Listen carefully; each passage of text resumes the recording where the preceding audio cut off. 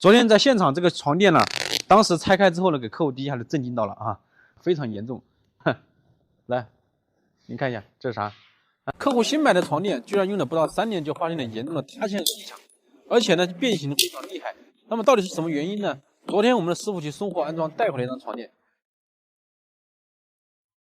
今天我大家看一下这个床垫到底什么原因。走，大家好，我是老三。在我身后放的这张床垫呢，就是我们昨天师傅去送一张全拆床垫，在客户家带回了一张弹簧床垫，客户用了不到3年的时间就出现了严重的塌陷。我不知道通过镜头能不能看，这个地方明显是凹陷的，是吧？包括中间明显要低一些，那往边缘来看，边缘的明显要高一些。第二个问题就是有严重的异响，你们听一下声音啊，我把这个麦克风放近一点，听到没有？出现了严重的这个异响，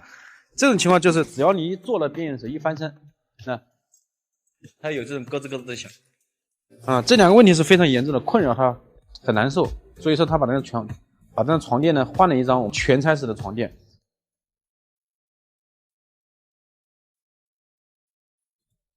那么还有一个问题就是这个床垫我昨天师傅带回来，我第一时间试了一下，给大家上去看一下啊。那这个床垫它很软啊，它是软，不是像那种包裹感很足的那种软，它就是明显感觉这个上面的这个填充层位置啊，就是弹簧上面的部分，它没有任何的承托性，软不拉几的。然后我这样一坐呢，就直接碰到底下的弹簧了。那大家听一下，就弹簧特别响啊。你就是随便一坐一动它就响，所以你整个弹簧上面的这个填充层的这个体验感是非常的差，而且异响而且塌陷。那么下面来看一下这个弹簧床垫到底什么情况啊？这个是昨天呢我们在现场呢拆给客户看了因为我发现几个问题啊，在现场跟他分享一下。还有这个床垫，我们先看这个牌子叫布莱轩尼啊，这个是一个广东佛山啊，这应该是一个来玉龙公司是小的工厂，他自己做的啊。昨天在现场这个床垫呢，当时拆开之后呢，给客户第一下就震惊到了啊！除了这个弹簧异响，还有一个最大的问题啊，非常严重，就是你们看一下啊，来，你看一下这是啥啊？这个乳胶出现了严重的粉化了，全部是这种渣渣的，这才不到2、3年的时间呢，就出现这种情况。当时我在现场给客户打开的时候，客户都惊呆了，他都不知道乳胶会出现这么大的问题，长期在睡啊，而且他本身有鼻炎，鼻子不舒服，你们看那。这里面全是这种的很严重的这种粉尘这就是乳胶床垫它有可能给我们带来的问题啊。但我们上次拆那个席慕斯黑标它还没有出现这个问题，就可能是因为这个上面的填充层的材料比较少，就是乳胶上面正常还要加上海绵、丝源各种，它的材料越多的话，对它的保护性是越好的。这样的话，因为上面会有其他材料做阻隔，对乳胶的使用寿命会有点延长。第二个原因就是这个乳胶它很有可能是人造合成乳胶，所以它的氧化时间会快一点。当然天然乳胶也会氧化，但是氧化的时间会稍微慢一点，正常3到4年或者5年的样子。看它这个床垫不到3年的时间，对吧？就出现了很严重的这种情况啊，氧化掉渣，那非常的严重，全部是这种粉尘。再一个就是你们看它在乳胶贴合都会进入大量的胶水粘合，包括这个上面你们看啊，这个乳胶不粘合的话，这个床垫表面没法做的特别贴合啊，它就不饱满，这个床垫做起来不好看。以后大家尽量慎重选择掉粉。说重点，为什么这个床垫会异响啊？异响我给大家看一下啊，主要在这边啊，我在看问题啊，来，你们看啊，响是什么原因呢？是这里呢，这个地方弹簧这地方已经出现了呢，看到没有？脱线脱线就是弹簧，这以前是用这种钢圈固定的，那这样子的，但是这个钢圈全部散掉了呢，那。这就是整网弹簧最大的问题啊！除了这个弹簧的这个有异响以外，弹簧的边缘容易出现像这种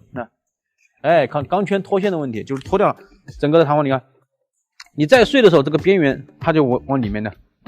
凹陷啊，所以床垫呢越睡越不舒服。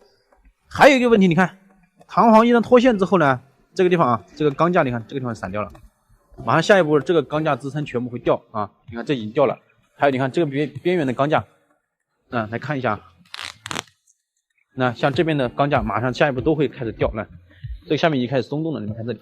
已经开始松动了啊，掉了之后就会异响，那整个边缘就会越来越软，就会塌啊，所以这个床垫你们看一下，问题很严重啊，是不是？那弹簧全部出现问题啊。其实这个钢架支撑如果做成蝴蝶形的，稳固性会好很多。但是呢，整网上最终的宿命都会走到这样的情况啊，都会有这种情况，就是旁边会有点问题啊，存在异响的问题啊。我们整网尽量把它换成隔离带，或者呢要选这种边缘加固比较好的啊，边铁加固蝴蝶型的啊，或者那种 Z 字型的加固稳固好一些的，这种会使用寿命更长一点。还有一个问题就是，为什么这个床垫会出现塌陷？你们看这个中间凹陷的部分就很明显，是不是为什么出现塌陷呢？我们来看一下这个原因啊。那就是你看很多乳胶这个地方已经出现问题，那这个地方我没有撕开，但乳胶已经出现了严重的这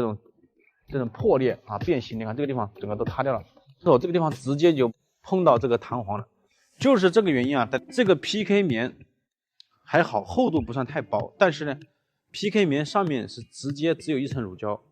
没有其他的材质做填充。就是我们刚刚讲了，你在床垫的表面，这个叫 PK 棉，叫下面是弹簧层，上面呢是填充层。上面的填充层材料一定要再多一些材料，丰富一些。比方说啊，你可以在上面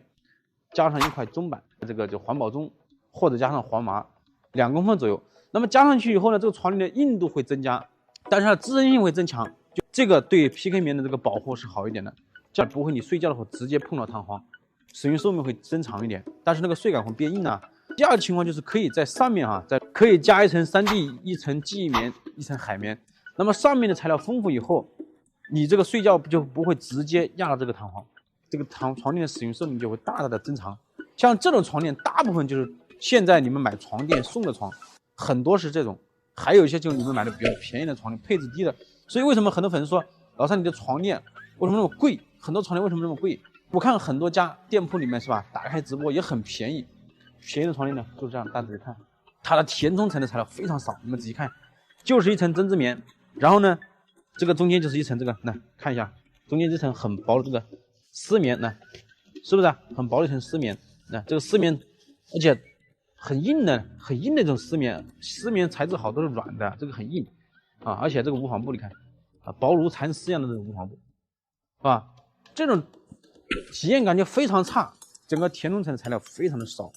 所以说这导致床垫塌陷的原因就是填充层的材料太少，然后睡感非常的单一。这种床垫一般的话，要么就是非常便宜要么就是买送的床垫。那如果说你真的是花钱1000多、2000多买的这个床垫，那你就